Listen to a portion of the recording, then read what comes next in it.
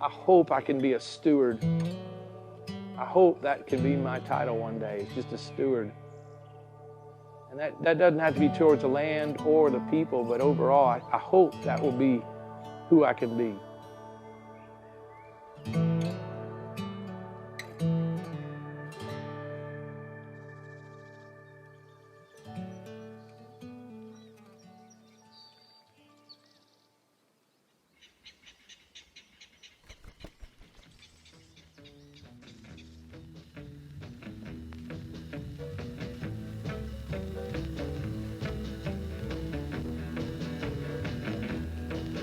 Tell us about the first time you met Greg.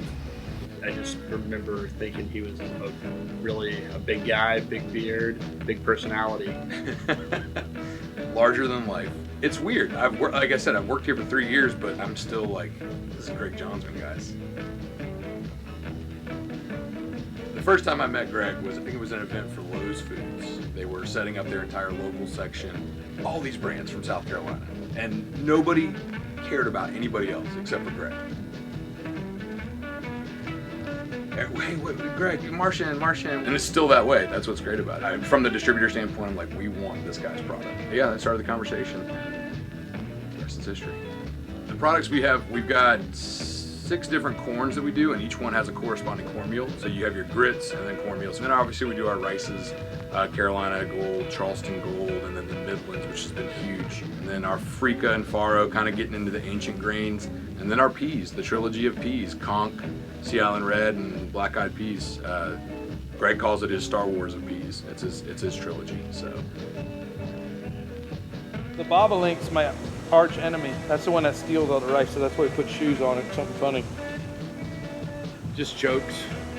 If you hadn't noticed all the stickers. Yeah. That's all you? Yeah, I'm a sticker book. Actually, I have some from Melvin's I needed to put up on the door. Don't have any free fly We'll get you one. on the door. We'll get you one. You put one up there. I know. But it's a product we work with. Most of our barbecue people here.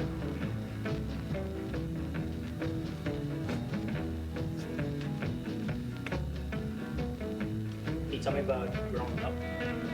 So spent most of my important years of childhood growing up in the upstate of South Carolina. We had one red light in a little town, wasn't even incorporated. It's just home, it's family. Everybody in the area is still there. And that's where I learned to mill, was third generation miller in the upstate, just made the connection. But when I met Mr. Brock, the guy that taught me to mill, it was just, I wasn't milling, it was just a sense of a friend, of just a mentor, and I didn't even know that at the time. So it was just an ability to hang out, hear stories, tell stories, eat good food, and enjoy life. So milling somewhere was birthed out of all that.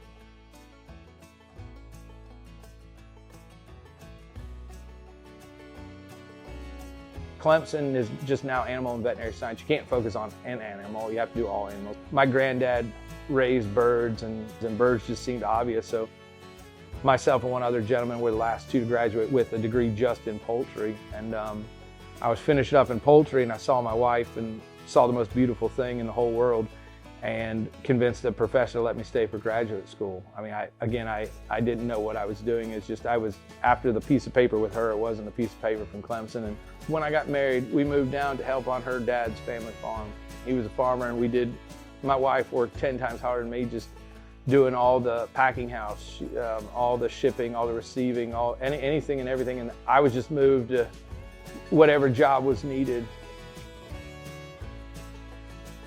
When my son was born, he's 13, 2 years prior, we got a mill. I started putting it back together. I had a lot of people tell me, please don't do that. All they saw was the hunk of junk it was, and all I saw was how rare it was and what it could do. I knew what it could do.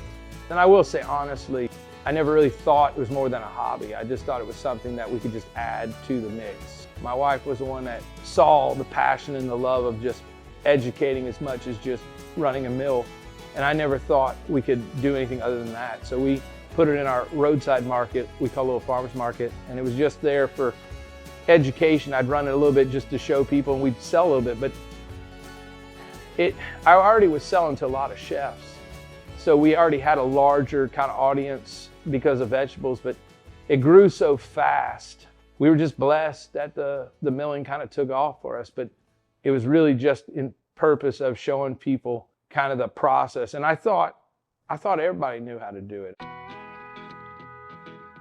They started milling as an accompaniment to this market, and they were milling a few days a week, and just, I don't even know if they were selling the grits at first or if they were giving them away. And then, you know, once they saw that sort of the proof of concept that people like these grits and, you know, it's something that they were good at, they grew. We've got stuff that goes to Per Se, we've got stuff that goes to French Laundry, Chef Sean Brock, Audrey in Nashville, and Chef Russ at Snob, Lewis Barbecue. Like, those are our folks too. Mills are based off of where running water was for the most part. There was turbines, there was overshot, there was undershot. And in the Lowcountry has ebbs and flows from salt water, but they don't really have the ability to have the mills. You go into Virginia, North Carolina, there's mills everywhere because of how the streams and how the water came down. And it was electricity. It died off for multiple purposes. I mean, people didn't rely on the water. Electric came in, other things changed, and mass production, new style mills, roller mills with it to crush and run.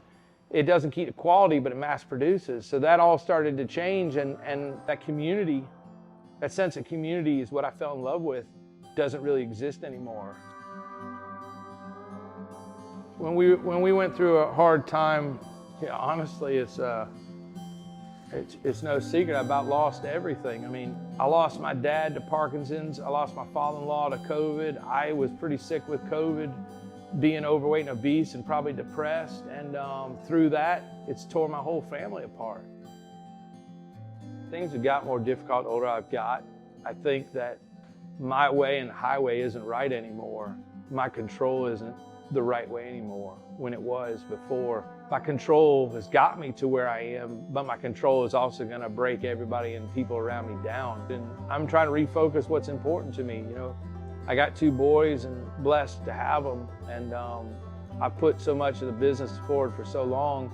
To see their freckles and all means more to me than anything now. And I can't go back and change anything, but I know I can move forward and be better. That's what's opened my eyes up. And it sounds like I'm wise. I'm not. I've made a lot of mistakes and a lot of sins. And I just try to treat people the way I want to be treated. And I hope they'll honor and do the same by us.